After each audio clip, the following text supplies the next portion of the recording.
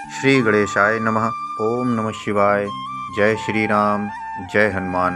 दोस्तों, आशा करता हूँ आप सभी प्रभु की कृपा से कुशल पूर्वक होंगे। प्रभु श्री हनुमान जी के 108 नाम और उनका अर्थ जानेंगे, लेकिन उससे पहले आप सभी से रिक्वेस्ट है, प्लीज़ सब्सक्राइब करना ना भूलें। चलिए तो सुनते हैं। ओम आंजनेयाय नमः, अर्थात अंजना का पुत्र। ओम महावीराय नमः, अर्थात सबसे बहादुर।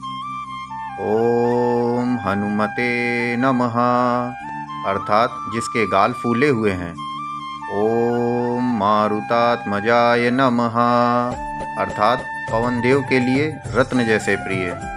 ओम तत्वज्ञान प्रदाय नमः, अर्थात बुद्धि देने वाले। जय श्री राम, जय हनुमान। धन्यवाद। आप सभी पर प्रभु की कृपा बनी रहे। प्लीज़ सब्सक्राइब, लाइक और शेयर करना